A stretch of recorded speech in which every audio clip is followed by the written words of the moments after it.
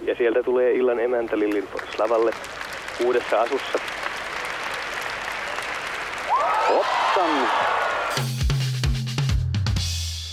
När jag är borta härifrån så kommer de att säga, den här Liljenfors, vem var det? Nej, men det var hon som sjöng Du är den enda och drog av sig kjolen. Men och det är enkelt att komma ihåg, va? Men det gjorde det bra, för det såg faktiskt ut som du skulle ha tappat den, vilket det var ju meningen att det var. Men hade du någon aning då, det är klart att ni ville ha någon liten krok på det någonting, men hade du någon aning om att det skulle bli så stor grej, att folk kommer ihåg det liksom så här länge efteråt? Ja, men det där är också en intressant fenomen, därför att vad som ledde till att jag funderade på det, delvis var det naturligtvis för att lugna mig själv och hitta på någonting kul. Men det var också så att det var så många som sa, tänk, är du inte nervös? Tänk om det händer någonting. Det är sant.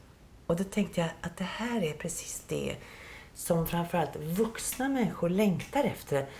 Att det ska hända någonting som inte är rutinmässigt. Det ska hända någonting extra sådär.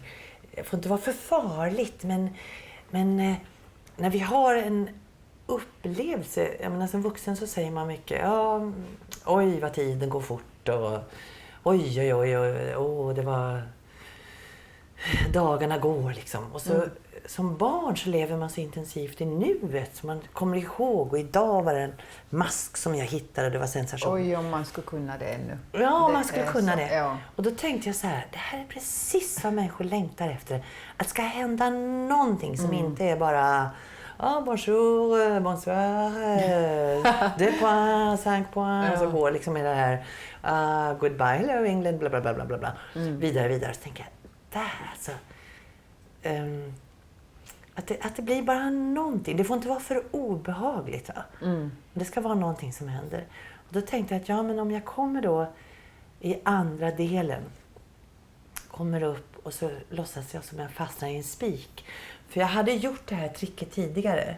Aha, alltså med en dansare. Och då sa jag till, och det var Christer Lindar som hade gjort den dressen också. Då ringde jag till Christer och sa, eller först fråga, kan ni tänka er att jag kommer upp, jag låtsas fastna i en spik och så river spiken av kjolen och jag står där med bara ben och sen så gör vi det här tricket, vi viker ner, då finns det en extra dress. För Christer Lindar är fenomenal på att skapa sådana där kläder. Och Sten Previn som var chef för Göteborgs TV sa okej. Så då ringde jag till Christer och sa, ska vi hitta på, kan du hjälpa mig? Nu ska vi göra samma trick. Men det var din idé? Ja, idén var min. Från början. Men det byggde på att jag hade gjort det tidigare också. Tämäpä oli nyt, ja nyt tapahtui pieni illan ensimmäinen, toivottavasti viimeinen kömmähdys. Mutta oli se tyylikkäästi. Tuskinpa tuo kuitenkaan oli harkittua. Så då bestämde vi det och så övade vi det mitt på natten. Då, så att det skulle fungera. Ni övade mitt på natten? Mitt i natten för att så få som möjligt. Det måste ju hållas hemligt så att man inte spred det. Så alla visste om. Så det var sammanlagt 8 personer som kände till det. Och alla höll tyst? Alla höll tyst. Mixen på TV måste ju veta om det. Ja. För att han inte... Och sen, alltså...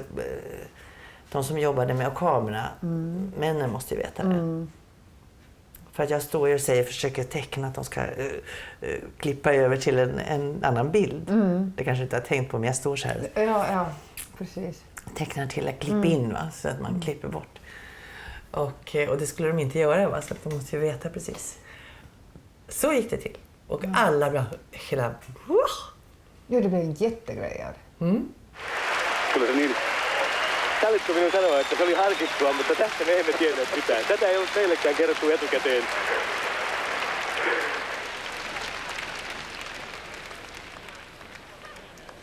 I just wanted you to wake up a little.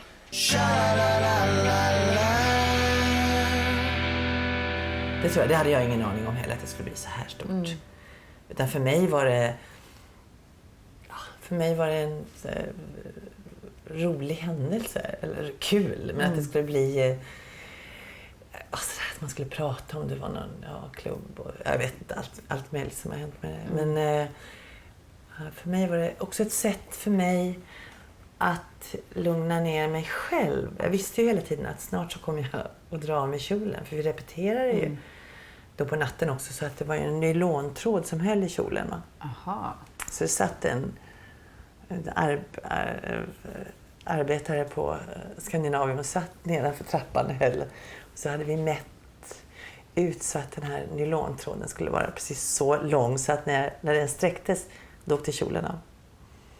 Så det var en av de 8 personerna som visste om Ja, det. det var Han som satt med nylontråden. Och det var hans uppgift. Och det var ganska gulligt att sitta liksom en stor kraftig karl som sitter och håller en liten nylontråd. Alla dessa människor som krävs för att göra liksom, stor show som en Eurovision. Men han som var huvuddomare, han var inte så glad. Han Jaha. tyckte att det var skamligt och han tyckte att det var förskräckligt att jag hade gjort det här. Han Oj då. pratade inte med mig sen efteråt på kvällen. Och han visste inte om det då. Han var inte en av de 8, det var därför han var Nej, sur. nej. Han visste inte om det, han tyckte. Han var antagligen en sån person att om ni hade berättat det för honom före så skulle han ha satt stopp för det och så skulle det aldrig ha Förmodligen. blivit någon sån. Så nu finns det en lex Lindfors att även genrepet ska vara exakt så som det ska bli. Är det sant? Wow, du har riktigt fått en egen regel. Lex Lindfors. Lex Lindfors. Det blev alltså, kan man ju säga att det är en stor succé då eftersom man har hittat på någonting som folk fortfarande kommer ihåg det för. Men det är inte något sånt här som du skulle göra på annat sätt nu när du vet att över 20 år senare så... Nej, jag har gjort det en gång så det räcker. Och det är klart att jag brukar säga så här att det är roligt att det finns någonting som folk verkligen minns. Det finns många som inte minns blir ihågkomna här i livet, brukar jag säga. Jag kommer åtminstone bli ihågkommen som hon som tappar kjolen.